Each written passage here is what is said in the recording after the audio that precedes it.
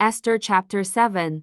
The queen speaks up. At the second dinner, the king was enjoying himself. He turned to Esther and asked for the third time, "What is your request, Queen Esther?" This was it. Esther took a deep breath and said, "If it pleases the king, spare my life and the lives of my people. We have been sold to be destroyed." The king was shocked. Who would dare do such a thing? He demanded. Esther pointed her finger right at the guest sitting at the table and said, "The adversary and enemy is this wicked Haman." Haman's face went pale with terror. The king was so angry he walked out into the garden. When he came back and saw Haman pleading with the queen, he ordered his guards to take Haman away. The very pole that Haman had built for Mordecai was used for Haman instead. The villain was gone. Next chapter. Chapter 8.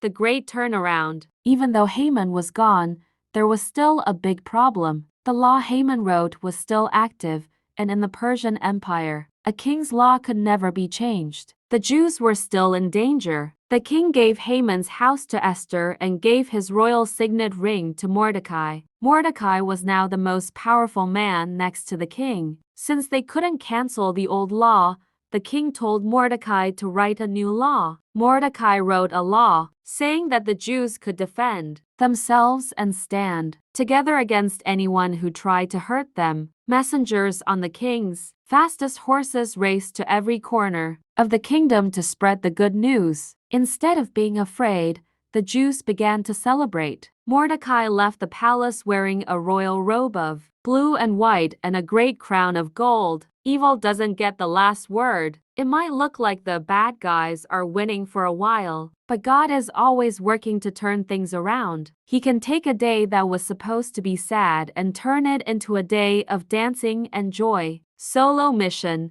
Your turn. Proverbs 1, 2, and 3.